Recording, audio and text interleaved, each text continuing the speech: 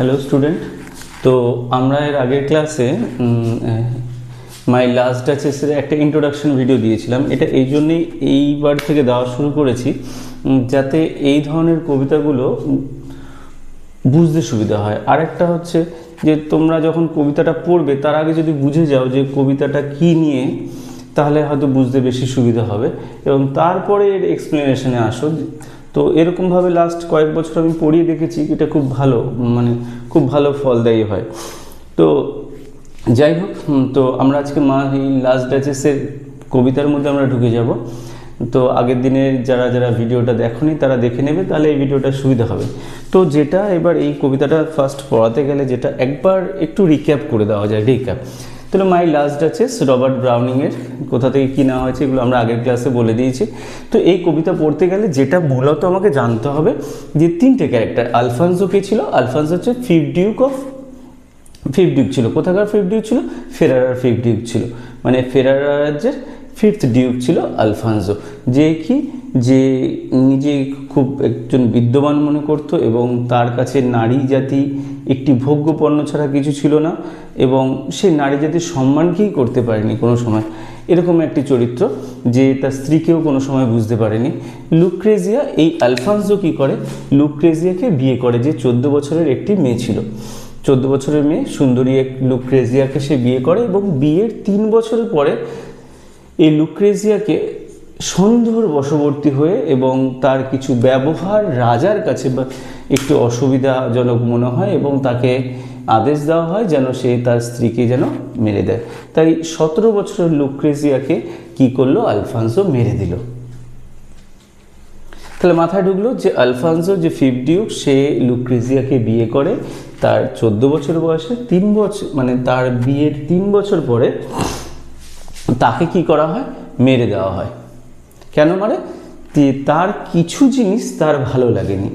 এরপরে রাজা তো একা থাকতে পারবে না, তার তো রানী বারবার এই একই কথা যে মাই লাস্ট ডাচেস মানে সেই একই যে আমার রানী। তো লাস্ট ডাচ মানে এখানে তাহলে লুক্রেজিয়াকে বোঝাচ্ছে। এবার রাজা এখন একা থাকবে না, রাজার আবার রানী রানী ভাব লাগছে।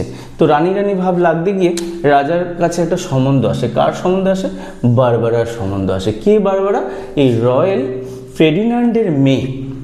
দেখো, ট্রয়েল TYRAL, ট্রয়েল ফের্ডিনান্ডের হচ্ছে মেয়ে, যার সম্বন্ধ আসে আলফানসোর জন্য। কেন? আলফানসোর এই সময় তো স্ত্রী নেই, স্ত্রী তো মারা গেছে। তো এই সম্বন্ধ নিয়ে কে আসে? নিকোলাস। আমাদের এখানে যেরকম ঘটক থাকে সেরকম একজন দূত আসে। সেই দূতের নাম কি? নিকোলাস। তার মানে বোঝা গেল যে এই ট্রয়েলের ফের্ডিনান্ড সে কী করে? নিকোলাসকে পাঠায়, যাও আমার মেয়ের সম্বন্ধ নিয়ে। কার কাছে যাও? আলফানসোর কাছে যাও। তখন তো এই যে নিকোলাস, সে আলফানসোকে এরকম জানতো না। তো আলফানসোর কাছে রাজ দরবারে কী করলো? তার সম্বন্ধ নিয়ে গেল। এইবার সম্বন্ধর পরে যা আছে এই কবিতায় আমরা পড়ব। তো এই কবিতাটাকে আমি ইচ্ছা করে এটা দুটো ভাগে ভাগ করে পড়াচ্ছি, যাতে এই কবিতাটা অল্প অল্প হয়, অল্প অল্প বুঝতে তোমাদের সুবিধা হয়। কারণ আমি প্রথম দিন ক্লাসেই বলেছি এইবার তোমাদের পরীক্ষা, আসল পরীক্ষা, যে তোমরা কে কতটা লং কোশ্চেন লিখতে পারবে। তো আমার মনে হয় যেটা যদি আমরা কবিতা খুব ভালো করে বুঝে যাই এবং আমাদের মধ্যে যদি একটু ক্যাপাসিটি যদি হয়ে যায়, তাহলে নোটসকে করো বাই বাই, যা কোশ্চেন দেবে হাই ফাই, ঠিক আছে? এরকম একটা চিন্তাভাবনা হয়ে যাবে। তাহলে এটা করতে একটু সময় লাগবে, বাট আশা করি তোমাদের ডিসেম্বরের মধ্যে এই জিনিসটা চলে আসবে যে আমরা নোটস নিজে লিখব। নোটস অবশ্যই পড়ো, তোমাদের যারা যারা স্যাররা আছে অবশ্যই তাদের নোটস পড়বে, কোনো দুবিধা নেই আমার এর মধ্যে। প্রত্যেকটি স্যার খুব ভালো, বাট চেষ্টা করবে কি বলো তো, নিজে কিছু লেখার। তো যদি আমরা প্রত্যেকটি গল্প বা কবিতা যদি খুব ভালো করে বুঝে যাই, কোশ্চেন কমন নাই আসুক, কী আছে তা থেকে আমরা লিখতে জানি, এই মোটামুটি এই একটা ধারণা নিয়ে যেতে হবে যে আমরা লিখতে জানি। চলো আমরা কবিতায় চলে আসি। তাহলে আমরা কবিতা কিভাবে আসছি? যে এই নিকোলাস আলফানসোর কাছে গেছে, কার সম্বন্ধ নিয়ে? বারবারার সম্বন্ধ নিয়ে গেছে। কে এই বারবারা? ট্রয়েলের ফার্ডিনান্ডের মেয়ে। অ্যাকচুয়ালি বোন ছিল আমি বলেছিলাম, কিন্তু আমাদের এই কবিতায় যেহেতু মেয়ে বলা আছে তো আমরা মেয়ে হিসাবেই পড়বো। খুব ভালো করে মন দিয়ে শুনবে, এখানেই পড়া হয়ে যাবে যখন এই ভিডিওটা শেষ হবে। দেখো, তাহলে আমি কি বলেছিলাম যে তোমরা পড়ার সময় একটা ভেবে নেবে যে এখানে একটা কোনো ছবি আছে। যার যা ভাবো একটা ছবি ভেবে নাও, যার যাটা ইচ্ছা একটা ছবি ভেবে নাও।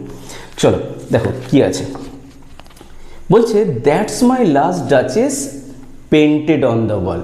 তাহলে নিকোলাসকে নিয়ে গেছে, বলছে চলুন নিকোলাস আমার ওপরের ঘরে চলুন, সেখানে আমার লাস্ট যে ডাচেস তার ছবি আছে, আমি দেখাচ্ছি চলুন। সেখানে গিয়ে নিকোলাসকে দেখালো, দেখুন that's my last duchess painted on the wall. দেখুন আমার স্ত্রী, এই যে দেখুন কি সুন্দরভাবে আঁকা রয়েছে, looking as if she were alive. দেখুন আমার স্ত্রী, দেখে মনে হচ্ছে যেন এখনো বেঁচে রয়েছে, এখনো বেঁচে রয়েছে, এখনো কথা বলছে, বলছে তুমি কেন গো বিষ খাওয়ালে আমায়, বলছে এরকম। আই কল দ্যাট, আমি একে কি বলি, I call that piece of wonder. এই ছবিটাকে তাই আমি বলি এটা এক আশ্চর্যজনক, ওয়ান্ডার, একটা আশ্চর্যজনক ছবি। কেন? আমার স্ত্রী তো মারা গেছে, কিন্তু এখনো দেখে মনে হচ্ছে দেখুন যেন আমার সাথে কথা বলছে। Wonder now fur Pandolf's hand worked a busily day. কে এই ফার প্যান্ডালভস? আমি বলেছিলাম এর আগের দিন, ফার প্যান্ডালভসকে একজন সন্ন্যাসী। তো রাজা তার নিজের বউকে বিশ্বাস করতে পারেনি, যে অন্য কাউকে দিয়ে ছবি আঁকালে যদি ওই সুন্দরী বউকে দেখে একটু লাইন টাইন মারার চেষ্টা করে কিছু, তো টেনশন নেওয়ার দরকার নেই, একটা সন্ন্যাসীকে ডাকি, বাবা কেউ কিছু বলবে না, কিছু করবে না, কিছু ঝাড়ি মারবে না, কিচ্ছু করবে না। তো সেই জন্য সে কী করলো, এই ফার প্যান্ডালভসকে কী করলো, তার বউয়ের চিত্র অঙ্কনের জন্য ডাকলো। কি বলছে? বলছে ফার প্যান্ডালভস হ্যান্ড ওয়ার্ক আ বিজিলি ডে। বলছে ফার প্যান্ডালভকে ডেকেছিলাম এবং সে তার ব্যস্ততম একদিন এসে কি করেছে, আমার স্ত্রীর ছবি এঁকে দিয়ে গেছে। And there she stand. দেখুন আঁকার পরে কি সুন্দর লাগছে, যেন সে এই যে দাঁড়িয়ে রয়েছে কি সুন্দরভাবে। Will it please you sit and look at her. আরে বসুন, আরে বসুন, আমার বউ, দেখুন আমার বউ কষ্ট পাবে, বসুন, দেখুন আমার বউকে দেখুন। সে বলছে দেখুন আমার বউকে, বলছে বসবেন, বসে একটু দেখুন। I said Fra Pandolf by design. আমি বললাম, কি বললাম, ইচ্ছা করেই বললাম। জানেন আমার বউকে কে এঁকেছে? ফার প্যান্ডালভস ডিজাইন করেছে, নাহলে আমার বউ অত দেখতে সুন্দর নয়, নির্ঘাত ও এঁকেছিল বলে, মানে ফার প্যান্ডালভস এঁকেছিল বলে তাই আমার বউকে এত সেক্সি লাগছে। ঠিক আছে, তো এরকম কিছু বলতে চাইছে, বলছে আমি ইচ্ছা করেই বললাম Fra Pandolf's hand worked a busily day and there she stand. দেখুন কি সুন্দর সে দাঁড়িয়ে রয়েছে। Will it please you sit and look at her. I said Fra Pandolf by design. আমি নিজেই ইচ্ছা করে বললাম ফার প্যান্ডালভস এটা ডিজাইন করেছে। For never read stranger like you. তাকে একটু ধাক্কা দিয়েই বললো, কি বললো, যে আপনার মতন স্ট্রেঞ্জাররা এখানে আসে। কি বলছে দেখো, ভালো মন দিয়ে শোনো। বলছে ফর নেভার রিড, কেউ এই ছবিটাকে, এখানে রিড মানে পড়া না, এখানে রিড মানে বোঝা। আমরা কোনো ছবি দেখে তার অন্তর্নিহিত অর্থ যে বোঝার চেষ্টা করি, সেইখানে বলছে রিড। বলছে কি, মন দিয়ে শোনো, for never read stranger like you. বলছে আপনার মতন যারা স্ট্রেঞ্জাররা আসে তারা এই ছবিকে বুঝতে পারে না। ছবির কি বুঝতে পারে না? দ্যাট পিকচার কন্টিনেন্স মানে বলছে পেইন্টেড ফেসকে, এই যে আমার রানীর যে মুখ অবয়ব, যে তার যে কে অঙ্কন করা হয়েছে, তার এই পেইন্টেড ফেসকে কেউ বুঝতে পারে না। কেন বুঝতে পারে না? কারণ ওই ফেসের মধ্যে কি রয়েছে, দ্য ডেপথ আছে অ্যান্ড প্যাশন আছে। প্যাশন মানে কি, স্ট্রং ইমোশন। ওই ছবির মধ্যে যে অদ্ভুত এক ইমোশন লুকিয়ে রয়েছে, এই ইমোশন রানিমার মুখে যে কি করে আসলো, যারা স্ট্রেঞ্জার তারা কেউ বুঝতে পারে না। তাই বলছে যে আপনার মতন যারা আগন্তুকরা আসে তারা এই ছবিকে দেখে তারা কিছুই বুঝতে পারে না। অফ দিস এগারনেস গ্ল্যান্স, তার এই এগারনেস গ্ল্যান্স, এই অকপট দৃষ্টির গভীরতা কি কারণে হয়েছে তারা কেউ বুঝতে পারে না। মানে কি বলতে চাইছে, বলছে রানীর তো এই রূপ আমরা কোনোদিনও দেখিনি রাজা, তো এই রূপ কী করে হলো রাজা, কিছু কি হয়েছে, কিছু কি ছিল, বা রানীর এত মনে আনন্দ কি করে এলো। তো তাই তারা এই ছবি দেখার পরে হয়তো রাজার দিকে তাকিয়ে এটা ভাবে বা চেষ্টা করে যে এই সুন্দর রানী কি করে বা সুন্দর এই রানীর ছবি কি করে অঙ্কন করা হলো। This depth and passionate of its eagerness glance, but to myself they turned. বলছে যখন তারা বুঝতে পারতো না, তারা তখনই বলে, রাজা এই ছবি কি করে, এ আপনার স্ত্রী কি করে সম্ভব, এত সুন্দর, আর আপনি, এই যে এরকম একটা ব্যাপার। তো এই ব্যাপারটা তারা যখন বুঝতে পারতো না, তারা সবাই কি করতো, রাজার দিকে তাকাতো। ভালো, তাকালো। ব্যাকেটে কি দেওয়া আছে, since none put by the curtain I, বলছে since none put by the curtain. কিন্তু যারা এসে এই ছবি বুঝতে পারতো না, তাদের কারোরই সাহস ছিল না এই ছবির পর্দাটা সরানোর। তার মানে রাজা তার স্ত্রীর ছবিকে একটা পর্দা দিয়ে ঘিরে রাখত। বলছে কেউ সাহস ছিল না যে এই পর্দাটা সরাবার। ফর ইউ বাট আই, কিন্তু আমি আপনার জন্যে কি করেছি, এই কার্টেনটা আমি সরিয়েছি। And seem as they would ask me, এবং তাদের মনে হতো তারা যেন ঘুরে আমাকে জিজ্ঞাসা করছে। কি জিজ্ঞাসা করছে, ইফ দে ডাস্ট হচ্ছে ডিয়ারের পাস্ট ফর্ম। বলছে যদি তাদের সাহস থাকতো, তারা আমাকে ঘুরে জিজ্ঞাসা করতো। কি জিজ্ঞাসা করতে চাইতো, রাজার এই রানীর এই রূপ কি করে সম্ভব, এটা তারা জিজ্ঞাসা করতে চাইতো। How such a glance came there, same একই, যে কি করে এই সুন্দর রূপ রানীমার আসলো। ইফ দে ডাস্ট, যদি তাদের কি হতো, সাহস হতো, তারা এটা জিজ্ঞাসা করতো, how such a glance came there, কি করে এই সুন্দর রূপ সে রানীমার আসলো। So not the first are you turn and ask, বলছে তুমিই প্রথম নয়, বলছে কি, মন দিয়ে শোনো, ইফ দে ডেয়ার, তারপরে বলছে নট দ্য ফার্স্ট, তুমি প্রথম ব্যক্তি নও, আর ইউ টু টার্ন, যে আমার দিকে ঘুরলে, অ্যান্ড আস্ক দাস, এইভাবে জিজ্ঞাসা করলে, sir it was not her husband presence only, ভাববেন না এই হাসি বা এই বোল্ড লুক রানীমার শুধু আমাকে দেখেই হয়, তার হাজব্যান্ডকে দেখেই হয়। তার মানে কি বলতে চাইছে রানীমার কিছু প্রবলেমের কথা, তার চারিত্রিক কিছু প্রবলেমের কথা। একটি নারী কখন বেশি সুন্দর লাগে, তার স্বামীর সংস্পর্শে। তাই যখন স্ট্রেঞ্জাররা তার দিকে তাকিয়ে বলতো রানীর এইরকম লুক, রাজা, তো এটা রাজা বলার চেষ্টা করতো যে না আপনি ভুল ভাববেন না, এটা আমার জন্যে নয়। সেই জন্য বলছে ইফ দে ডাস্ট, বলছে so not the first are you turn and ask the sir it was not her husband's present only, এটা শুধু তার হাজব্যান্ডসের জন্য হয় না সবসময়।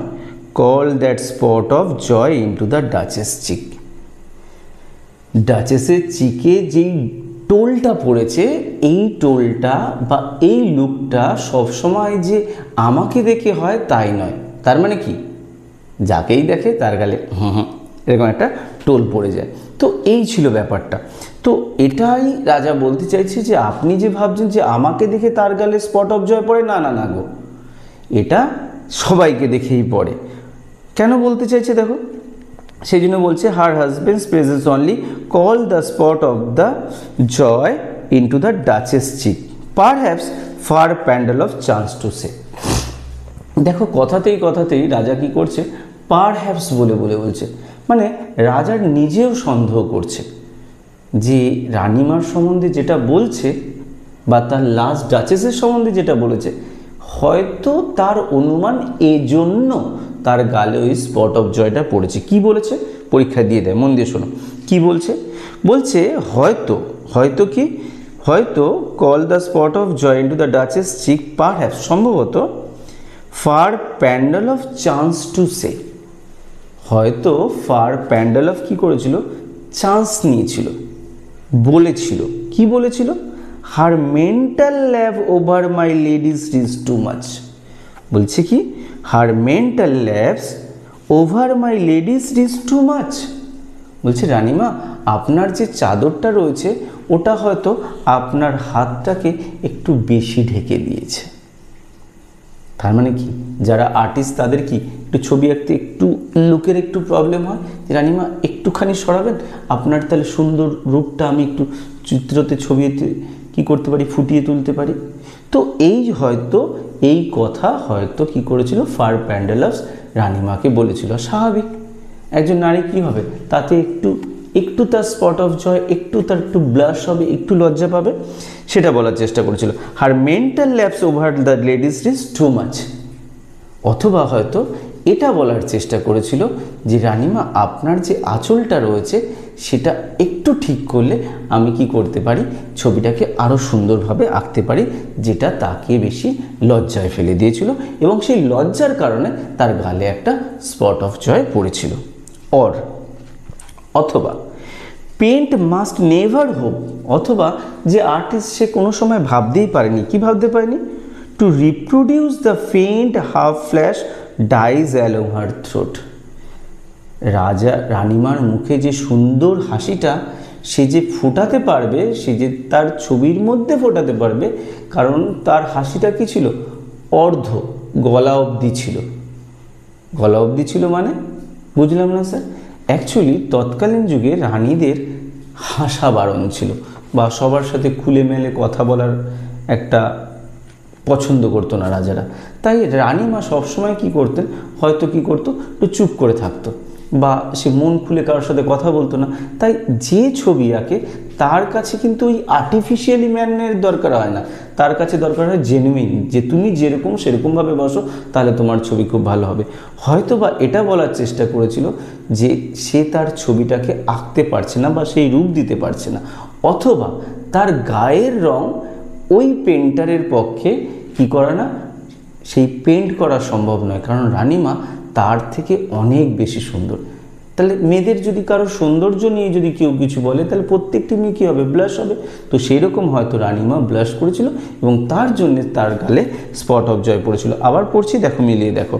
Or paint must never hope to reproduce the faint, যে সেরকম অঙ্কন করতে পারবে, কারণ half flush that dies along her throat, তার গলা অবধি কি ছিল, সেই হাসিটা আটকে ছিল। সাচ স্টাফ, এইগুলি, ওয়াস কার্টেসি, এইগুলি তার কাছে কি মনে হয়েছে, এইগুলি তার কাছে মনে হচ্ছে একটা কার্টেসি, ভদ্রতা। অ্যাকচুয়ালি এগুলি ভদ্রতাই। যদি কেউ তোমার সাথে কথা বলে তাহলে তুমি কি একটু হেসে কথা বলবে না? কিন্তু রাজা অভদ্র ছিল, রাজা বুঝতে পারেনি আসল ভদ্রতা কোথায়। তো রাজা বলছে এইগুলি সাচ স্টাফ ওয়াজ কার্টেসি, এগুলো তার কাছে মনে হয়েছিল কি একটা ভদ্রতা। সি থট, সে ভাবত, অ্যান্ড কজ এনাফ, আরও কিছু আছে, for calling up spot of joy. বলছে কাকে বলছে, নিকোলাসকে বলছে। শুধু এই একটা কারণে কিন্তু তার গালের মধ্যে স্পট অফ জয় পড়ে না, আরও কিছু কারণ আছে যেগুলো আমি আপনাকে বলতে পারি, যেই কারণে রানিমার গালে কি করে স্পট অফ জয় পড়ে। কি সেই কারণ? বলছে শুনুন, she had a heart, how shall I say. বলছে আমার রানীর একটা হৃদয়ও আছে। কার আবার হৃদয় নেই? কিন্তু কেমন হৃদয়? বলছে আমার রানীর একটি হৃদয় আছে। কিরকম? হাউ শ্যাল আই সে, আমি কি করে বলবো যে আমার স্ত্রীর একটা মহৎ হৃদয়ও রয়েছে। টু সুন মেড গ্ল্যাড, যখন তখন এটা পটে যায়, যখন তখন সবার প্রতি কি হয়, গ্ল্যাড হয়, গর্বিত বোধ করে। টু ইজিলি ইমপ্রেস, সবার প্রতি সব সময় কি হয়, ইমপ্রেস হয়ে যায়। স্বাভাবিক, আমি আগেই পড়ানোর আগে বলেছি, তুমি আমার রানী মানে আমারই, আমার জন্যে হাসবে, কাঁদবে, গান করবে, হাসবে, সব কিছু আমার জন্যেই করবে। তাই তুমি সবাইকে দেখে ইমপ্রেস হবে, সবাইকে দেখে গ্ল্যাড হবে। তাহলে আমি আর সবাই কি সমান হলাম? না, হবে না। তো এটাই তার দুঃখ। বলছে too soon made glad, too easily impress, সে ইজিলি ইমপ্রেস হয়ে যায়। সে like whatever she look on, সে যা কিছু দেখে সব কিছুকেই পছন্দ করে। না, রানীর এগুলো হওয়া উচিত না তার মতে, আমার মতে না। সে বলছে সে রানী, সে বলবে চাকরবাকে, তোর এটা পছন্দ হয়নি, যা টেনে নিয়ে যা। এবার 10টার মধ্যে সে একটাকে বলবে হ্যাঁ এটা খুব ভালো হয়েছে, রেখে যা আমার জন্য। তো রাজা বলছে যে কেন সে রানী হয়ে সব কিছুকে সে ভালোবাসবে, সব কিছুকে সে দেখবে, সে রানীর মতন 10টার মধ্যে বলুক একটা ভালো লেগেছে, বাকিগুলো এই যা বেরো, এরকমভাবে বলবে। তো এরকম ব্যাপার বলছে শি লুকড অন, সে বলছে শি লাইক হোয়াট এভার, সে প্রত্যেকটা জিনিসকে ভালোবাসে, শি লুক অন যেগুলো সে দেখে, and her looks went everywhere, এবং তার যে লুকস, তার যে চাহনি বা তার যে খেয়াল, সে প্রত্যেকটি জায়গাতে থাকে। Sir it was all one, তার কাছে প্রায় সবাই সমান, কেউ আলাদা আলাদা নয়, তার কাছে সবাই সমান। My favour at her best, আমার যে ফেভার, এখানে ফেভার বলতে কি বলতে চেয়েছে, দুটো, এক হতে পারে রানীমার গলায় যে হার, যেটা তার 900 বছরের পুরনো, কীরকম ব্যাপার। তো আগেকার যুগে কি হতো, রাজাদের তার বাবা, তার বাবা, তার মা, তার দাদু, এরকম করে যে গয়নাগুলো থাকতো, এই গয়নাগুলোকে তারা কি করতো, তাদের স্ত্রীকে প্রেজেন্ট করতো। তো এগুলোর দাম আরও বেড়ে যেত। এর ফলে কি হচ্ছে, এর ফলে রাজার মনে হচ্ছে আমি যে তাকে আমার নামটা দিয়েছি, এই নামটা 900 বছরের পুরনো নাম, বা আমি যে তার গলায় যে মালা দিয়েছি যেটা অনেক পুরনো, এইটা তার কাছে অন্য সমস্ত গিফটের মতনই সমান। কি বলছে, my favour at her best, the dropping of the daylight in the west, বলছে তার গলায় যে আমার সম্মানটা রয়েছে, যেটা উজ্জ্বলভাবে রয়েছে, সেটাও তার কাছে একই প্রশংসা পাচ্ছে। অথবা আর একটা কি, the dropping of the daylight in the west, পশ্চিমগামী সূর্য বা সূর্য যখন অস্ত যাচ্ছে সেটাকে দেখতে যতটা সুন্দর লাগছে, দুটোই তার কাছে কি লাগছে, একই রকম লাগছে। আর কি লাগছে, the boughs of the cherries some officious fool, বলছে কিছু কিছু ক্ষেত্রে দেখা যাচ্ছে কি, যে কোনো অফিসিয়াস ফুল বা কোনো যদি চাকর, যারা গায়ে পড়া চাকর, সেই অফিসিয়াস ফুল মাঝে মাঝে কী করে, যে বাউজ অফ দ্য চেরি, তারা চেরি গাছের ডাল রানীমার জন্য নিয়ে আসে, যেই ডালের মধ্যে দুটো একটা চেরি থাকে। রানীমা দেখে খুব খুশি, ও তুই আমার জন্য চেরি এনেছিস, আয় আয় আয় বাবা আয় আমার কাছে বস, দে দে খাই, এরকম যে একটা ব্যাপার। কিছু অফিসিয়াস ফুল যেগুলো গায়ে পড়া রানীমার জন্যে, যে রাজা নেই দেখে টুক করে একটু চান্স হতে পারে, চান্স মেরে নিল। তো সেই ক্ষেত্রে বলছে the boughs of the cherry some officious fool broke in the orchard from her her, মাঝে মাঝে তারা কি করে, তাদের বাগান থেকে, ফলের বাগান থেকে তারা কি করে, এই যে বাউস অফ দ্য চেরিস, চেরি গাছের ডাল নিয়ে আসে, তাতেও রানীমা খুব খুশি হয়। আর কিসে খুশি হয়, the white mule she rode with round the terrace all and each, বলছে আর কি, দ্য হোয়াইট মিউল, মাঝে মাঝে রানীরা কি করে, মিউল মানে হচ্ছে খচ্চর, যেটা হচ্ছে তোমার গাধা আর ঘোড়ার সংমিশ্রণ। তো এই রানীর একটা সাদা খচ্চর ছিল, যেটা সে রাত্রে এই বিকালবেলা হলে সে কী করতো, তার টেরিসে বা তার বাগানে টুকটুকটাক চাকর কী করতো, তাকে ঘুরে নিয়ে বেড়াতো। তো ওটাও তার কাছে খুব ভালো লাগতো, সেই জন্য বলছে the white mule she rode with round the terrace all and each would draw from her alike, প্রত্যেকটা জিনিসই তার কাছে সমান, যে আমি তাকে যে গলার মালা দিলাম সেটাও সমান, আমি যাকে আমার নাম দিলাম সেটাও সমান, যে একজন চাকর সে তাকে একটা চেরি গাছের চেরি ফল দিল সেটাও সমান, আবার মিউলে করে চললো এটাও সমান তার কাছে। হার অ্যালাইক অ্যান্ড অ্যাপ্রুভিং স্পিচ, এবং তাদের সবাইকে সে কী করতো, মন থেকে কী করতো, তাদের অ্যাপ্রুভিং করতো, তাদের সম্বর্ধনা দিত, অ্যাপ্রুভিং স্পিচ দিত, যেটা রাজার কাছে কী লাগতো না, ভালো লাগেনি। তাই সবাইকে কি সমানভাবে দেখা যায়, যে আমি স্বামী, আমার জন্য তুমি একটু হাসো, আমার জন্য যে হাসিটা দিচ্ছ তার জন্য সেটা হেসো না, বা সে চাকর সে তুমি তার মতন তাকে ট্রিট করো, কিন্তু সবাইকে রানীমা কী করছে, একই রকম অ্যালাইক, একই চোখে দেখছে আর অ্যাপ্রুভিং স্পিচ দিচ্ছে। অর ব্লাশ, আয় আয় আয় আয়, এরকম একটু ব্লাশ খাচ্ছে অ্যাটলিস্ট সব ক্ষেত্রে। তো এই ছিল আজকের ক্লাসের মূল বিষয়। তাহলে আজকের ক্লাসে যেটা আমরা পড়লাম সেটা কি, একবার 2 মিনিটের জন্য বলে দিই যে যেখানে আমরা দেখছি যে নিকোলাস কি করেছে, আলফানসোর কাছে এসছে কার সম্বন্ধ নিয়ে, বারবারার সম্বন্ধ নিয়ে, এবং আলফানসো কি করছে, নিকোলাসকে বলছে চলুন আমার উপরের তলায়, দেখবেন সেখানে আমার লাস্ট ডাচেস। সেখানে সেই লাস্ট ডাচেসকে দেখালো। লাস্ট ডাচেসের লুক দেখে নিকোলাস একটু অবাক হয়ে গেল, বলল আপনি নয়, সবাই এই লুক দেখে অবাক হয়ে যায়, এতে চিন্তা করার কিছুই নেই। ভাববেন না যে রানীমার গালে যে স্পট অফ জয়টা পড়েছে ওটা আমার জন্যেই হয়, ওটা সবার ক্ষেত্রেও হয়। সেখানে কিছু উদাহরণ দিতে গিয়ে সে বলেছে যে আমি যখন তাকে কোনো গলার হার দিচ্ছি সেটারও যা দাম, এবং কেউ যদি চেরি একটু ফল নিয়ে আসে সেটারও তো তার দাম এক, অথবা কেউ যদি মিউলে চড়ে রানীমা যখন ঘোরে তার ক্ষেত্রেও সেই একই রকম সে ভালোবাসে, একই রকম সে স্পিচ দেয় বা তাকে সম্বর্ধনা দেয়।